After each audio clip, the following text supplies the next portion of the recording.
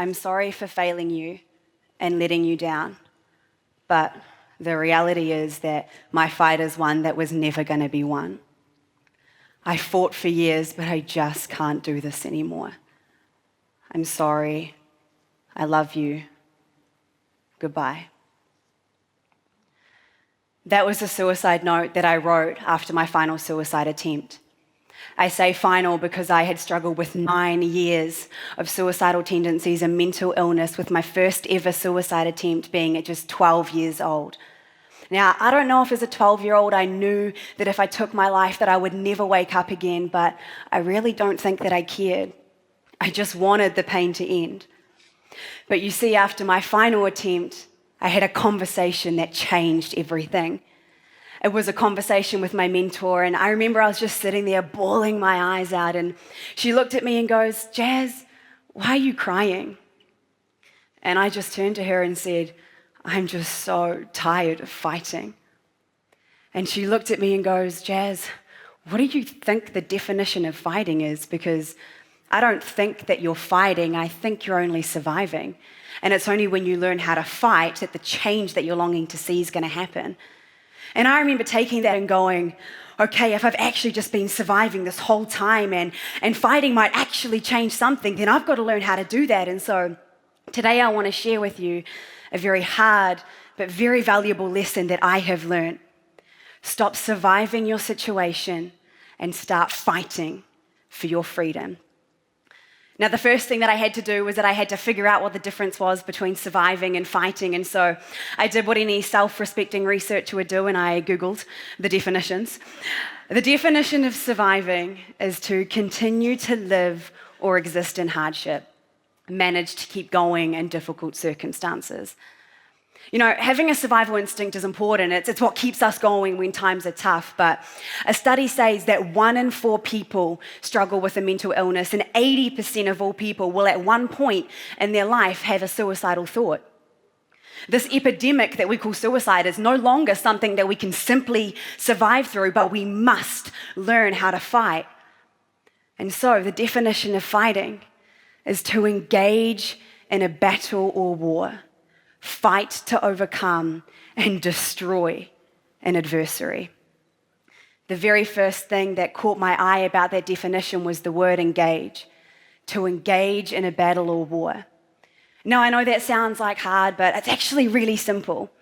Psychology today says that people who are struggling with suicidal tendencies often find it hard to engage because they get negative thought patterns stuck in their brain that just kind of stay on repeat. They call it rumination.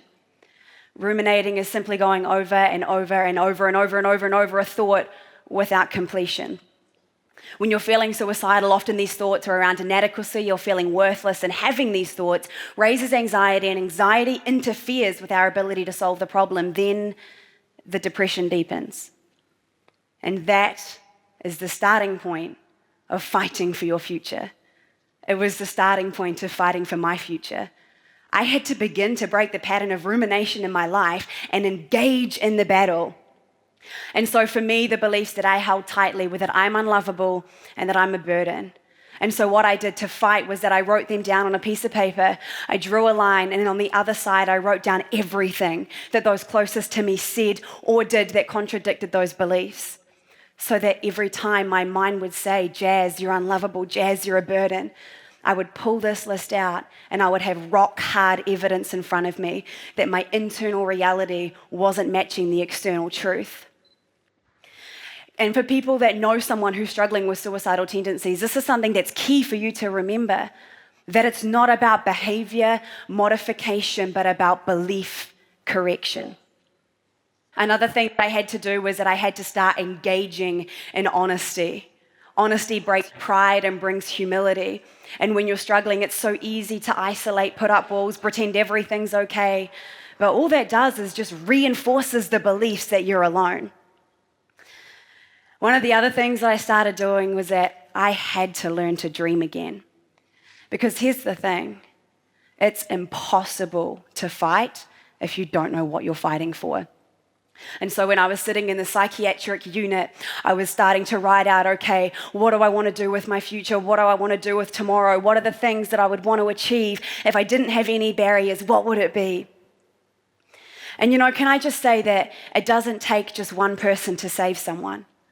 For me, it took my mentor, it took friends, it took a community, it took a psychologist to be able to get me to a space where I could learn to fight for myself and then save my own life. And then one of the final and probably most significant things that I did to fight was that I wrote a letter called Dear Suicidal Me. It was a letter that I wrote when I had kind of a good day. And psychologists often talk about safety plans, which are great, but it's a whole nother thing when it comes from yourself.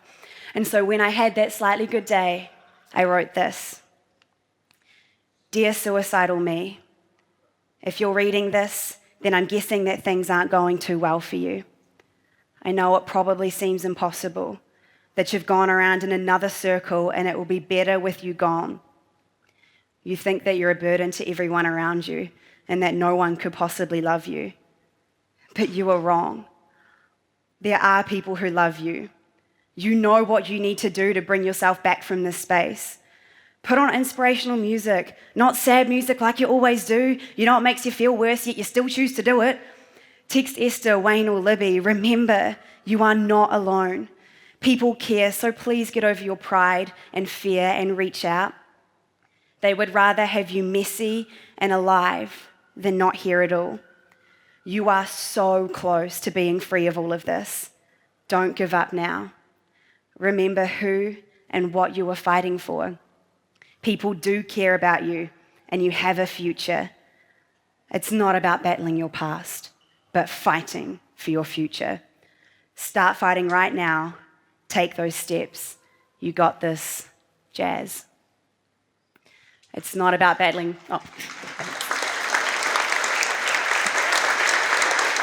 It's not about battling your past, but fighting for your future. And the dreams that I once had when I was sitting in that psych unit were dreams of one day being able to tell my story in a way that maybe it could provide hope for other people. That one day I could maybe be involved in film and television, telling stories that matter. And let me tell you this. At the start of 2017, a friend and I, we launched a charity called Voices of Hope. And now every single day of my life, I get to spend that speaking hope. I get to create online video content and campaigns around mental health and suicide.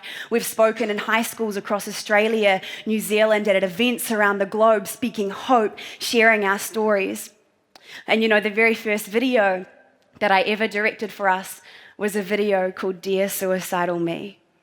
It was a video inspired by that letter that I wrote, but this time, instead of the letters being to the future suicidal self, I had people writing letters to their past suicidal selves, hope-filled letters.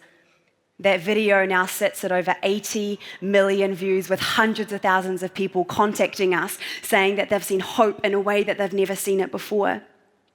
Now, I tell you all of that so that these words mean something, that hope is real. Surviving is being on the back foot. Fighting is being on the front foot. Change is possible. I am proof. Thank you.